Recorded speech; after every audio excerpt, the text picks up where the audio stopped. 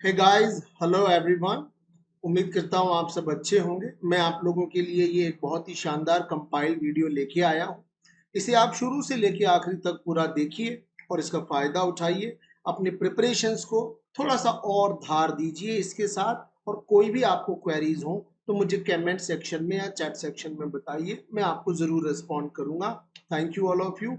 पूरे सेशन को देखिएगा, कुछ भी स्किप मत कीजिएगा। Thank you. पहला क्वेश्चन है आज का, the cost of the equity share और डेट इज नोन एज।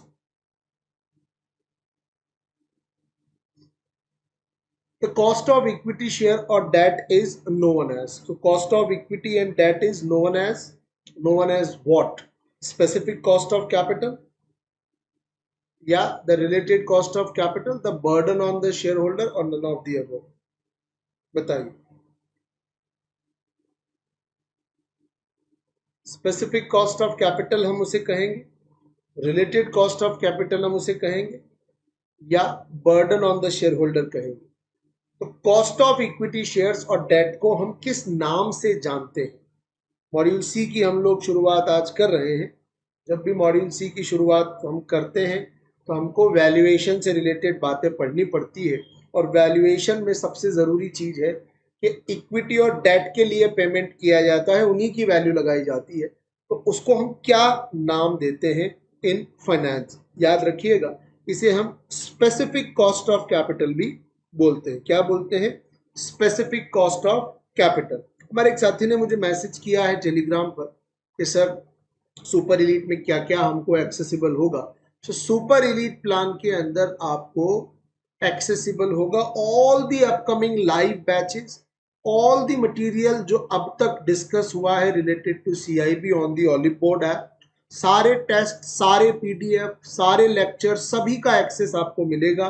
चाहे वो लॉन्ग लेंथ वाले बैचेज हो, चाहे वो रिवीजन बैचेज हो, चाहे वो समरी नोट्स हो, चाहे वो टेस्ट हो, चाहे वो मल्टीपल चॉइस क्वेश्चंस हो, सबका एक्सेस आपको इसमें मिलता है। बताइए, सेकंड क्वेश्चन का जवाब दीजिए। इनमें से कौन सा मेथड कॉस्ट ऑफ कैपिटल को कंप्यूट करने के लिए यूज किया जाता है, जिसमें हम डिविडेंड को मार्केट प्राइस से डिवाइड करके और निकालते हैं हमारा कॉस्ट ऑफ कैपिटल? तो कॉस्ट ऑफ कैपिटल निकालने के लिए वो कौन सा फॉर्मूला है जिसमें हम डीपीएस अपॉन, सॉरी एमपीएस नहीं, ईपीएस, नेट प्रोसीड पर शेयर, दैट इज ईपीएस। ये फॉर्मूला इनमें से किस पर्टिकुलर मेथड में यूज होता है? नाम में ही डिविडेंड है, याद रखिएगा कौन सा मेथड है। डिविडेंड यील्ड मेथड जो है ये हम फॉलो करते हैं। तीसरा क्वेश्चन आपके सामने है, in weighted average cost of capital an organisation can affect its cost of capital through. Weighted average cost of capital में जो एक ऑर्गेनाइजेशन है वो अपनी कॉस्ट ऑफ कैपिटल को इनमें से किस चीज से अफेक्ट कर सकता है? क्या वो पॉलिसी ऑफ इन्वेस्टमेंट से अफेक्ट कर सकता है? सिंपल सी बात समझो कि किसी भी ऑर्गेनाइजेशन की कॉस्ट ऑफ कैपिटल के दो तीन कंपोनेंट है। इसमें डेट होगा, इसमें इक्विटी होगी और इसमें प्रेफरेंस शेयर कैपिटल होगी। ये मोटे मोटे तौर पे तीन चीजें आपको इसके अंदर देखने को मिलेंगी। तो पॉलिसी ऑफ इन्वेस्टमेंट से आप तय कर सकते हो कि मुझे डेट बढ़ाना है, इक्विटी घटाना है, प्रेफरेंस बढ़ाना है। तो बिल्कुल पॉलिसी ऑफ इन्वेस्टमेंट से तो तय किया जा सकता है कि कॉस्ट ऑफ कैपिटल कैसे रखना है। पॉलिसी ऑफ कैपिटल स्ट्रक्चर में डेट और इक्विटी का कॉम्पोनेशन आता है। वही बात है, डेट बढ़ाना है, गिराना है, डेट इक्विटी बढ़ानी है या गिरानी है, उसकी पॉलिसी से भी मैं मेरा weighted average cost of capital तय कर सकता हूं। इसके अलावा मैं दूसरा जो मेथड है उससे भी मैं कॉस्ट ऑफ कैपिटल तय कर सकता हूं, जैसे policy of dividend. Policy of dividend जो है उससे मुझे पता लगेगा कि मुझे कितना रिटेन कर लेना है। डिविडेंड दो चीजें तय करता है कि आप कितना पे करोगे, पे आउट आपका कितना होगा, और रिटेन्ड अर्निंग आप कितनी रखोगे। रिटेन्ड अर्निंग से तय होगा कि आप डेट लोगे या नहीं लोगे। तो बिल्कुल इन सभी का इम्पैक्ट जो है आता है, इन सभी का असर पड़ता है एक ऑर्गेनाइजेशन के कॉस्ट ऑफ कैपिटल पे। Fill in the blanks again is the rate of return. ये एक रेट ऑफ रिटर्न है for the most viable investment opportunity for a company that they will forgo by selecting any other project. तो मैं अगर as a organisation किसी एक project को select करता हूं, इसकी वजह से मैं किसी दूसरे प्रोजेक्ट में पैसा नहीं लगा सकता, तो उस प्रोजेक्ट में जो रेट ऑफ रिटर्न मुझे चाहिए होगी, मेरी जो एक्सपेक्टेशन होगी, वो किसके बराबर होगी? इम्प्लिसिट कॉस्ट के बराबर होगी, स्पेसिफिक कॉस्ट के बराबर होगी, एक्सप्लिसिट कॉस्ट के बराबर होगी, या नन ऑफ द अबव? बताइए। मतलब जो मैंने अपॉर्चुनिटी छोड़ी है, आसान भाषा में तो इसे अपॉर्चुनिटी कॉस्ट भी बोलते हैं हम।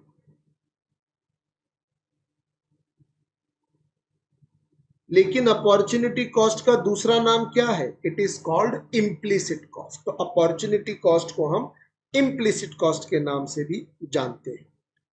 Premium that is considered to be the difference between the current yield on the treasury bonds and the expected return on the common stock is. देखो ध्यान से समझिएगा क्या है बात, कि अगर मान लीजिए आप ट्रेजरी बॉन्ड होता है मतलब सिंपल फिक्स डिपॉजिट जैसा एक safe and secure investment, and the expected return on the common stock का मतलब होता है शेयर्स। तो आपसे ये क्वेश्चन पूछ रहा है कि अगर आप बॉन्ड से पैसा निकाल कर किसी कंपनी की इक्विटी में अगर पैसा लगाओगे, तो जो एक्स्ट्रा रिटर्न आप एक्सपेक्ट करोगे ना, बॉन्ड में मिल रहा था 8%, कंपनी में लगाओगे तो आपकी उम्मीद है कि मुझे कम से कम 18% मिलना चाहिए। तो 8 और 18 के बीच का जो डिफरेंस है 10%, इसको क्या नाम देंगे हम? ये करंट रिस्क प्रीमियम है, पास्ट रिस्क प्रीमियम है, या एक्सपेक्टेड रिस्क प्रीमियम है? क्या बोलेंगे? देखो ये एक्सपेक्टेड रिटर्न है। आप पूछ रहे हो अगर सॉरी, अगर मैं यहां से पैसा निकाल कर लगाऊंगा तो मुझे क्या मिलेगा? तो एक्सपेक्टेड प्रीमियम इसे हम लोग बोलते हैं। अगर आप अभी तक प्रिपरेशन शुरू नहीं किया और आपको लगता है कि सर हम सुपर इलीट के साथ नहीं जाना चाहते, क्योंकि कुछ 500-700-800 रुपए का प्राइस का डिफरेंस होगा दोनों बैचेस में, 1000 का होगा ज्यादा से ज्यादा, थोड़ा कम कॉस्ट पे अगर आप सिर्फ एक बार कंटेंट और एमसीक्यू कवर करना चाहते हैं, आप रिवीजन पीडीएफ टेस्ट के उसमें ज्यादा नहीं जाना चाहते, तो आपके लिए ऑल इन वन प्लान भी एक ऑप्शन है, जो कि हम लोग 7 अप्रैल से शुरू कर रहे हैं। इसमें आपको कंटेंट, एमसीक्यू, टेस्ट सबका एक्सेस मिलेगा। कोड आप पीडीवाई अप्लाई कर सकते हैं, पीडीवाई कोड से आप इसे सब्सक्राइब करके मुझे ज्वाइन कर सकते हैं। सेशन अच्छा लग रहा हो तो लाइक जरूर कीजिएगा आप लोग, जितने भी साथी जुड़े हुए हैं। Good evening Shastri ji. Question number 6 आपके सामने है। इनमें से क्या एक अनकंट्रोलेबल फैक्टर है जिसको कंट्रोल नहीं किया जा सकता, that affects the cost of capital for a firm? एक फर्म के लिए एक अनकंट्रोलेबल फैक्टर कौन सा है जिसे कंपनी कंट्रोल नहीं कर सकती? क्वेश्चन नंबर 6 है ना, बताइए। जो कंपनी के कंट्रोल से बाहर है। कैपिटल स्ट्रक्चर, तृप्ति गुड इवनिंग, सभी को good evening. Capital structure policy, जिसमें हम ये तय करते हैं कि क्या हमारा डेट होगा और क्या हमारा इक्विटी होगा, ये तो कंपनी के हाथ में है। Debt service coverage ratio, debt service coverage ratio को आप इंटरेस्ट कॉस्ट बोल सकते हो। एक कंपनी ने अगर बाजार से डेट उठाया है तो इंटरेस्ट कितना लगेगा। इन्वेस्टमेंट पॉलिसी, कहां पैसा लगाना है, इक्विटी में लगाना है, डेट में लगाना है, ये भी आप तय कर सकते हो। लेकिन डेट सर्विस चार्जेस आप तय नहीं कर सकते, ये तो आरबीआई तय करेगा ना, मॉनेटरी पॉलिसी में तय करेगा। कौन तय करेगा? By RBI. किस में तय करता है? Monetary policy. हमारा जो आंसर है वो क्या हो जाएगा? डी नहीं होगा शास्त्री जी, आंसर क्या होगा? सेकंड, बी पॉइंट हमारा आंसर होगा। क्वेश्चन नंबर 7 बताइए। Cost that is used to raise the common equity of a firm by reinvestment of the internal earnings. Internal earnings को यूज करके कंपनी जब अपने लिए फंडिंग करती है तो उसे क्या कहेंगे? Cost that is used to raise the common equity of a firm by reinvestment of the internal earning. इस साल जो प्रॉफिट मैंने कमाया, मैंने वो प्रॉफिट वापस अपने ही बिजनेस में डाल दिया, तो इसे मैं क्या कहूंगा? Cost of reserve assets, cost of stock, cost of mortgage या कॉस्ट ऑफ कॉमन इक्विटी? बहुत ही अच्छा क्वेश्चन है। आसान भाषा में अगर एक ऑप्शन होता इसमें इसमें ऐसा दिया होता कॉस्ट ऑफ रिटेन्ड अर्निंग, तब तो बड़ा आसान हो जाता हमारे, फिर तो वही आंसर होता। कॉस्ट ऑफ रिटेन्ड अर्निंग को रिप्रेजेंट किया जाता है के आर से। लेकिन जो गिवन ऑप्शंस है इनके बेसिस पे अगर आप देखोगे तो K R is always equals to K E, cost of common equity, इसे के ई बोलते हैं।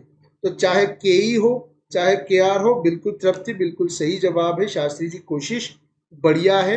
कॉस्ट ऑफ कॉमन इक्विटी, के आर को ही कॉस्ट ऑफ कॉमन इक्विटी कहा जाएगा। अगर ये ऑप्शन में होता तो हम के आर के साथ चले जाते, बट अगर के आर ऑप्शन में नहीं है तो हमेशा के ई और के आर को बराबर माना जाता है। बताइए इनमें से क्या एक वैल्यूएशन रिपोर्ट में कवर किया जाएगा? बहुत अच्छा क्वेश्चन है। जब भी एक कंपनी अपनी वैल्यूएशन रिपोर्ट बनाएगी तो उस वैल्यूएशन रिपोर्ट में इनमें से किसे शामिल किया जाएगा? वैल्यूएशन की methodology, proposed transaction, related parties या शेयर होल्डिंग का pattern? It's a very good question. क्या वैल्यूएशन रिपोर्ट में मैथोडोलॉजीज बताई जाएंगी, ट्रांजैक्शन जो होना है उसके बारे में बताया जाएगा, कौन कौन रिलेटेड पार्टीज है उनके बारे में बताया जाएगा, या फिर शेयर होल्डिंग पैटर्न के बारे में बताया जाएगा कि कंपनी का शेयर होल्डिंग पैटर्न क्या है? बहुत बढ़िया Shastri ji, very good.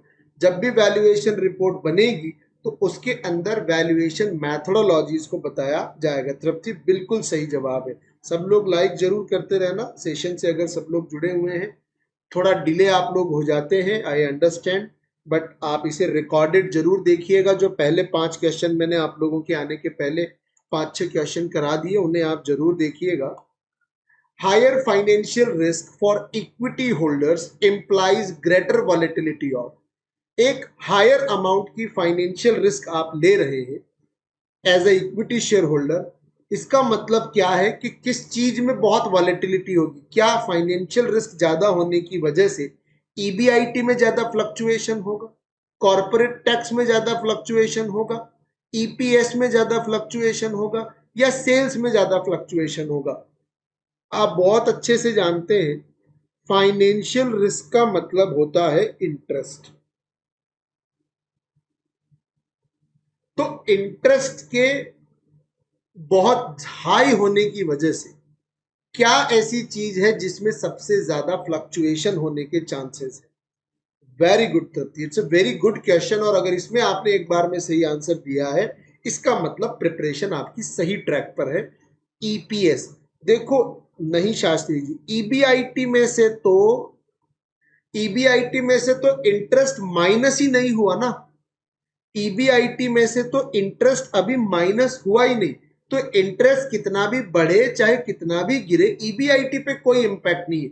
EBIT के बाद की जो कैलकुलेशन है, profit before tax, profit after tax, इनमें फ्लक्चुएशन आएगा जैसे जैसे इंटरेस्ट ऊपर या नीचे होगा। सो ईपीएस जो है वो बदलेगा।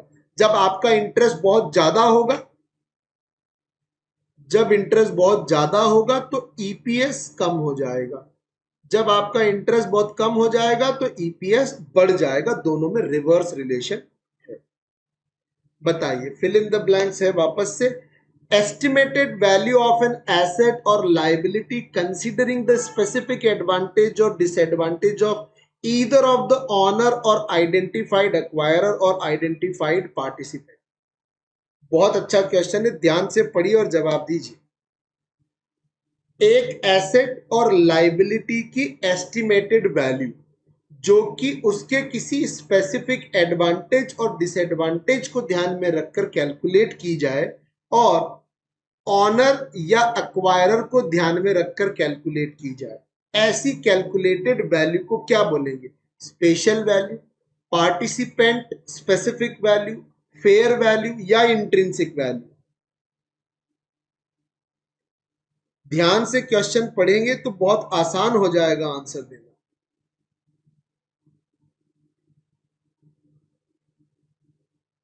देखो लिखा ही है। तो एक पर्टिकुलर पार्टिसिपेटर के लिए कैलकुलेट, मैं आपकी कंपनी को खरीदने के लिए बोली लगा रहा हूं, मेरे लिए जो आपकी कंपनी की वैल्यू मैंने कैलकुलेट की है that is participants specific value. Answer क्या हो जाएगा हमारा? बी हमारा जो है आंसर हो जाएगा। दीजिए इसी के साथ पहला क्वेश्चन आपके सामने है कि जब भी एक वैल्यूअर फाइनेंशियल स्टेटमेंट्स को एनालाइज करता है ताकि मैं आपकी कंपनी खरीदना चाहूं, जैसे मैं एनालाइज करूंगा for the pass to analyse the trend and any extraordinary item. अगर मैं आपकी कंपनी खरीदना चाहता हूं तो मैं आपके कितने सालों के फाइनेंशियल स्टेटमेंट्स को कम से कम चेक करूं जिससे कि मुझे ट्रेंड का पता लगे कि आपका ऑर्गेनाइजेशन कैसा चल रहा है। बताइए क्या लगता है आपको? देखिए पहली बार का मन में आता है कि सर 5 साल ले लेते हैं। नहीं, 5 कोई फिक्स ईयर नहीं है, पर याद रखिएगा कम से कम 3 साल का डेटा होना चाहिए और ज्यादा से ज्यादा 5 साल या उससे भी ज्यादा का डेटा आप ले सकते हो। तो आंसर हमारा क्या हो जाएगा? ए हमारा आंसर हो जाएगा। कि जब भी मैं किसी कंपनी का वैल्यूएशन करूं, मिनिमम 3 साल मैक्सिमम 5 साल का डाटा तो होना ही चाहिए। सेकंड क्वेश्चन देखिए, जब भी हम किसी दूसरे ऑर्गेनाइजेशन का वैल्यूएशन करते हैं तो उसके लिए बहुत सारे मेथड्स अवेलेबल हैं अलग अलग बेसिस पर। बताइए इनमें से कोई एक ऐसा वैल्यूएशन मेथड जो यूज किया जा सकता है। क्या हम discounted cash flow method use कर सकते हैं? आपकी कंपनी की जो अर्निंग्स है उनकी डिस्काउंटिंग करके आपकी वैल्यू निकाल सकते हैं। आपके कॉम्पिटिटर की वैल्यू को देखकर आपकी वैल्यू निकाल सकते हैं, तो रिलेटिव वैल्यूएशन हो गया। मैं ट्रांजैक्शन मल्टीपल देख सकता हूं कि बिल्कुल कुछ दिनों पहले आपके पड़ोस में कितने रुपए पे ट्रांजैक्शन हुआ है, उसी बेसिस पे आपकी प्रॉपर्टी की वैल्यू भी बना लेंगे। यस, तीनों में से कोई भी मेथड यूज किया जा सकता है। ये तीनों ही एक वैल्यूएशन के मेथड्स हैं जो अलग अलग केसेस में यूज किए जाते हैं। वैल्यूएशन प्रोसेस अलग अलग सिनेरियोज में यूज किए जाते हैं। बताइए when valuation process is under multiple scenarios, तब हम इनमें से किस एक चीज को कंसीडर करते हैं? Range of the values, different different scenarios, both A and B, and any of the above. बहुत ही अच्छा क्वेश्चन है। ऐसा क्वेश्चन जब भी हमको सामने दिखता है हमें लगता है any of the above he answer होगा, क्योंकि ऐसे क्वेश्चन तो तभी बनाए जाते हैं। लेकिन CAIIB जैसे बड़े एग्जाम में ऐसे क्वेश्चंस आपके मार्क्स काटने के लिए बनाए जाते हैं। सिर्फ क्या आंसर होगा? B, scenarios. क्योंकि जब हम range of the value calculate करते हैं तो रेंज ऑफ द वैल्यू हम लगाते हैं सिमुलेशन में, सिनेरियो में नहीं लगाते। सिमुलेशन टेक्निक जब हम अप्लाई करते हैं तब हम रेंज ऑफ द वैल्यूज को कवर करते हैं। आंसर क्या होगा? बी। बताइए जब भी हम fair value accounting method use करते हैं किसी भी कंपनी की एसेट्स की वैल्यू निकालने के लिए, तो उसका क्या मतलब है? फेयर वैल्यू अकाउंटिंग किस पर बेस्ड है? Mark to market, mark to myth, mark to model, या नन ऑफ दी अबव? तो फेयर वैल्यू अकाउंटिंग बहुत ही सिंप्लीफाइड मेथड है। फेयर वैल्यू अकाउंटिंग एक बहुत ही बेसिक बात करता है और वो कहता है कि साहब आपकी जो एसेट्स हैं बैलेंस शीट में, इनकी वैल्यू आप मेंटेन करके रखिए बेस्ड ऑन द मार्केट। तो मार्क टू मार्केट जब हम वैल्यूज मेंटेन करते हैं तो उसको हम फेयर वैल्यू अकाउंटिंग बोलते हैं। गुड इवनिंग तृप्ति जी, गुड इवनिंग सभी को। जब भी आप सेशन से जुड़ रहे हैं तो आप लाइक जरूर कीजिए। अगर आप लेट हो जा रहे हैं किसी भी वजह से तो रिकॉर्डेड भी आप देखें तो आपको आंसर्स जरूर करने हैं और सेशन लाइक जरूर करना है। चैनल पर नए हैं तो सब्सक्राइब जरूर कीजिएगा। रिप्लेसमेंट वैल्यू का क्या मतलब है? Refers to the actual cost that has to be incurred to replace in an asset in its. ठीक है शास्त्री जी, कोई बात नहीं, कोई भी एक सेशन आप रिकॉर्डेड देख सकते हैं, कोई प्रॉब्लम नहीं है उसमें। ठीक है, बताइए रिप्लेसमेंट वैल्यू का रेफरेंस हम एक्चुअल कॉस्ट को किसके साथ कंपेयर करने के लिए लगाते हैं? बताइए, रिप्लेसमेंट वैल्यू को हम एक्चुअल कॉस्ट के साथ जब कंपेयर करेंगे तो हम एक एसेट को किस कंडीशन में रिप्लेस करना चाहते हैं? मार्केट कंडीशन में, एग्जिस्टिंग कंडीशन में, बोथ ए एंड बी, या एग्जिस्टिंग कंडीशन? ये तो डबल हो गया, इसको हटाइए।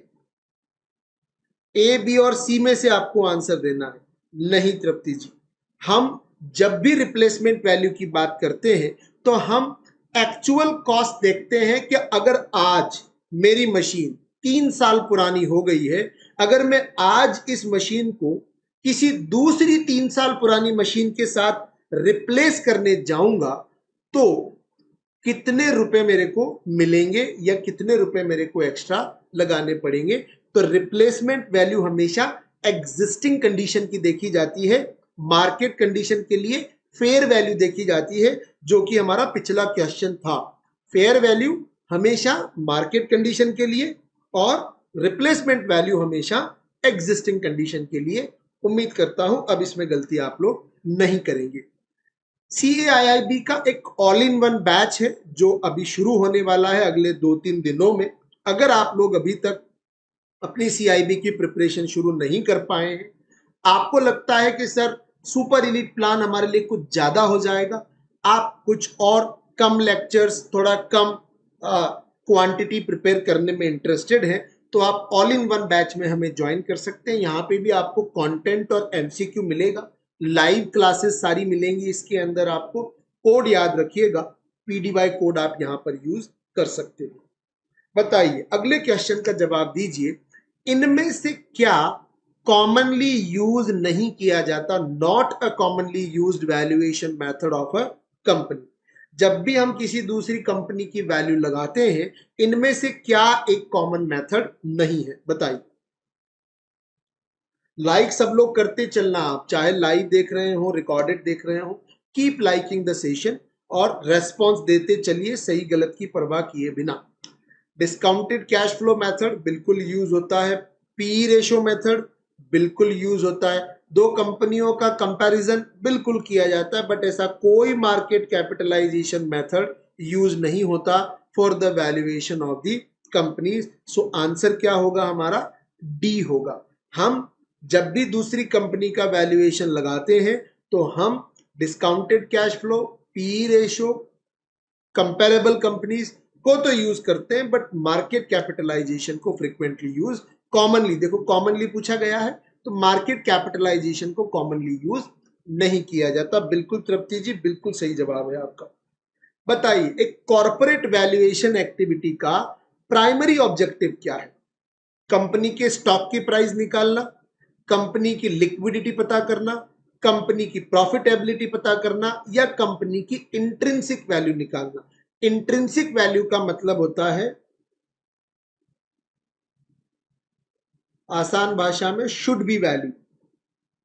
आप तो कह रहे हैं कि आपकी कंपनी का एक शेयर 1000 रुपए का है, लेकिन बेस्ड ऑन योर प्रोफाइल आपकी कंपनी के एक शेयर की वैल्यू 700 रुपए से ज्यादा नहीं हो सकती। तो एक्चुअली में वैल्यूएशन इसीलिए किया जाता है ताकि हम आपकी इंट्रिंसिक वैल्यू पता लगा सके। तो बिल्कुल सही जवाब है शास्त्री जी आपका। कंपनी की इंट्रिंसिक वैल्यू निकालने के लिए हम कंपनी का कॉर्पोरेट वैल्यूएशन करते हैं। फाइनेंशियल, बिल्कुल तृप्ति जी सही जवाब है। फाइनेंशियल स्टेटमेंट क्रूशियल है for conducting a discounted cash flow analysis. इनमें से वो कौन सा फाइनेंशियल स्टेटमेंट है जिसकी जरूरत आपको पड़ेगी अगर आपको किसी कंपनी के ऊपर वैल्यूएशन के लिए discounted cash flow technique apply करनी है? तो बताइए, हमको चाहिए कंपनी का अर्निंग, बैलेंस शीट से पता लगेगा, इनकम स्टेटमेंट से पता लगेगा, कैश फ्लो से पता लगेगा, या रिटेन्ड अर्निंग के स्टेटमेंट से पता लगेगा? बहुत बढ़िया शास्त्री जी, कोशिश बहुत बढ़िया है, बट इसीलिए ये अच्छा क्वेश्चन है।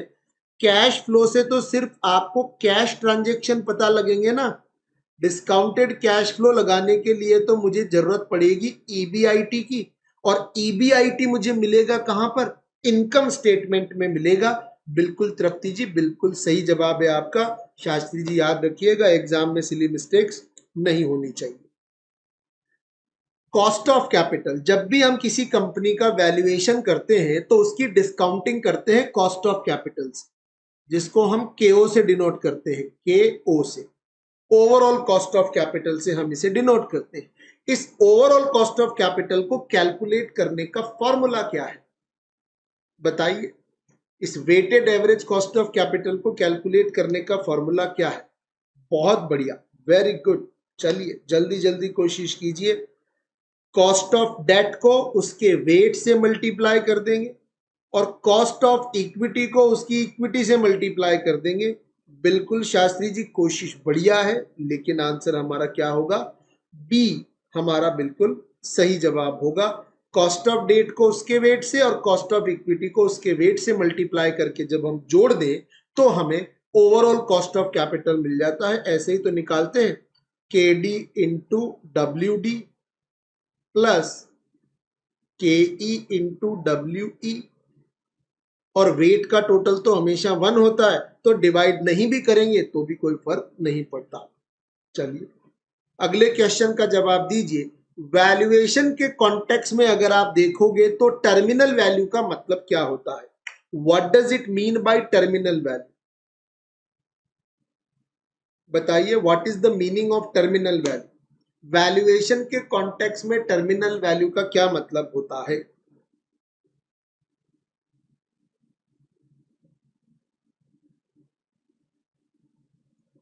सोचिए।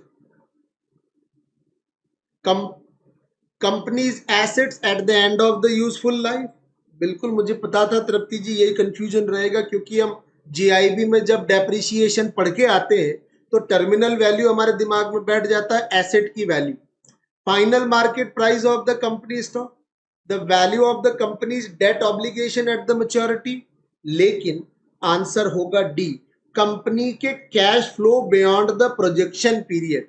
यहां पे वैल्यूएशन के कॉन्टेक्स्ट में पूछा गया है, डेप्रिसिएशन के कॉन्टेक्स्ट में नहीं पूछा गया। हमसे पूछा गया है कि वैल्यूएशन करते वक्त टर्मिनल वैल्यू का मतलब क्या है। तो अगर मैं आपकी कंपनी खरीद रहा हूं तो मैं ये देखूंगा कि आपकी कंपनी में ये जो एक एक्स मशीन है ये अगले 3 साल तक और काम आने वाली है। 3 साल काम आ जाने के बाद ये मशीन मुझे कितना वापस देगी अगर मैं इसे मार्केट में स्क्रैप वैल्यू के नाम पे बेच दूं। तो जो आपकी मशीन और एसेट्स का प्रोजेक्टेड वैल्यू है, देखो यहां क्या लिखा हुआ है, यहां पे लिखा हुआ है बियॉन्ड। ये शब्द बड़ा इंपॉर्टेंट है, ऐसा कोई भी शब्द ऊपर नहीं लिखा हुआ। ये डेप्रिसिएशन के केस में टर्मिनल वैल्यू बनती है, लेकिन यहां क्या बनेगी? डी हमारा आंसर होगा। अच्छा क्वेश्चन था, ए और डी कंफ्यूजिंग है, लेकिन ये बियॉन्ड शब्द ने सारा खेल पलट दिया और हमसे पूछा भी वैल्यूएशन के कॉन्टेक्स्ट में गया था। बताइए, वैल्यूएशन से रिलेटेड बहुत ही इंपॉर्टेंट मॉड्यूल के क्वेश्चंस हम कर रहे हैं। पहला क्वेश्चन आपके सामने है कि कौन सा valuation method based on the assumption that the market value of a company should be similar to that of the comparable publicly traded companies। तो अगर मैं मार्केट वैल्यू को कंपेयर करना चाहता हूं, मतलब मैं आपकी कंपनी खरीदना चाहता हूं और मैं ये मान के चलता हूं कि मैं आपको उतनी वैल्यू दूंगा जितनी मैं आपके कॉम्पिटिटर की वैल्यू लगा सकता हूं, तो ऐसे केस में जो वैल्यूएशन मॉडल हम लोग अप्लाई करते हैं वो कौन सा है? बताइए, वो वैल्यूएशन मॉडल कौन सा होगा? याद रखिए, वो वैल्यूएशन मॉडल जैसा कि नाम ही कह रहा है, कंपेरेबल कंपनी एनालिसिस मॉडल के बेसिस पर हम आपकी वैल्यू कैलकुलेट करेंगे। गॉर्डन का एक ग्रोथ मॉडल है जिससे हम कंपनी की वैल्यू निकालते हैं, स्टॉक की प्राइस निकालते हैं P0, so P0 is equals to D1 upon KE minus G। ये एक फॉर्मूला है जो मिस्टर गॉर्डन ने हमको दिया था, जिसे गॉर्डन का ग्रोथ मॉडल या डिविडेंड डिस्काउंटिंग मॉडल भी कहा जाता है। बताइए, इसमें कंपनी की जो वैल्यू है वो किस पर बेस्ड है? तो मैंने फॉर्मूला लिखकर आपके लिए काम वैसे ही बड़ा आसान कर दिया, क्योंकि फॉर्मूले में क्या लिखा है? D1। D1 का मतलब होता है करंट ईयर का डिविडेंड। सो डिविडेंड के ऊपर बेस्ड आपका वैल्यूएशन मॉडल जो है वो गॉर्डन साहब ने हमको दिया है। सो गॉर्डन साहब का जो ग्रोथ मॉडल है वो कंपनी की डिविडेंड पॉलिसी पर बेस्ड है कि कितनी बेहतर डिविडेंड जो है वो पे किए जा रहे हैं। मतलब ये कहते हैं जितने ज्यादा आप डिविडेंड्स पे करोगे उतनी ही बेहतर आपकी कंपनी की मार्केट वैल्यू बनेगी। चलिए अगली बात करते हैं। तीसरा क्वेश्चन हमारे सामने है, कौन सा वैल्यूएशन मेथड मोस्ट सुटेबल है for valuing a company that is expected to face financial distress और बैंकरप्सी। सिंपल सी बात है, मैं आपकी कंपनी खरीदना चाहता हूं, इसीलिए उसका वैल्यूएशन लगा रहा हूं। मुझे पता लगा कि अगर मैं आपकी कंपनी नहीं खरीदूंगा तो बंद हो जाएगी आपकी कंपनी, बैंकरप्ट हो जाएंगे आप। ऐसे केस में जब मैं आपका वैल्यूएशन लगाऊंगा तो कौन सा वैल्यूएशन लगाऊंगा? क्या मैं लिक्विडेशन वैल्यू लगाऊंगा, क्या मैं प्रेसिडेंट ट्रांजैक्शन एनालिसिस लगाऊंगा, डिस्काउंटेड कैश फ्लो लगाऊंगा, या रियल ऑप्शंस वैल्यूएशन करूंगा? याद रखिएगा, जब कंपनी बंद होती है उस प्रोसेस को कहते हैं लिक्विडेशन। तो बंद होने वाली कंपनी का वैल्यूएशन भी लिक्विडेशन वैल्यूएशन मॉडल पर ही लगाया जाता है। तो जब भी एग्जाम में वैल्यूएशन से रिलेटेड क्वेश्चन आए तो सिचुएशन बना के दिया जाएगा, उस सिचुएशन के बेसिस पर फिर मेथड आपको लगाना है, ये याद रखिएगा।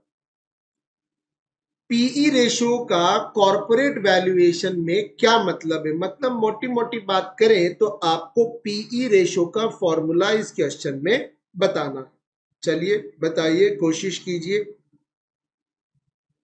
देखिए कोशिश करते चलिए और लाइक जरूर कीजिएगा। अगर आप चैनल पर नए हैं तो चैनल सब्सक्राइब कर लीजिएगा। आने वाले टाइम में इस चैनल पर आपको बहुत सी अलग अलग क्रिएटिव चीजें एग्जाम ओरिएंटेड मैनर में मिलने वाली है, और जो क्वालिटी क्वेश्चंस आपको यहाँ मिलेंगे वो आपको बाकी कहीं जगह पर नहीं मिलेंगे। देखिए पी रेशो का फॉर्मूला क्या होता है, बड़ा आसान है। जब मैं मार्केट प्राइस पर शेयर को अर्निंग प्राइस पर शेयर से डिवाइड कर दूं तो मुझे पी रेशो मिल जाता है। तो आंसर क्या हो गया मेरा? सी मेरा आंसर बन गया। याद रखिएगा, यही नॉलेज के लिए बता दूं, मैं पी रेशो को 1 अपॉन कॉस्ट ऑफ इक्विटी से भी कैलकुलेट कर सकते हैं। कॉन्टेक्स्ट ऑफ द वैल्यूएशन में अगर हम बात करें तो एक शब्द है सिनर्जी। बताइए इस सिनर्जी शब्द का क्या मतलब है? सिनर्जी शब्द से आप क्या कंक्लूजन निकाल सकते हैं, क्या मीनिंग निकाल सकते हैं? तो देखो, मैंने कई बार आपको पढ़ाते वक्त बताया है कि सामान्य दुनिया में 2 + 2 = 4 होता है, लेकिन जब कॉर्पोरेट दुनिया में दो कंपनियां आपस में मिलकर बिजनेस करती हैं तो वो इसलिए मिलती हैं ताकि वो 2 + 2 5 कर सके। और ये जो एक्स्ट्रा 1 है, ये एक्स्ट्रा 1 जो बिजनेस उन्होंने बनाया, इसे बोलते हैं सिनर्जी। मैं भी 200 करोड़ का बिजनेस कर रहा था, आप भी 200 करोड़ का बिजनेस कर रहे थे।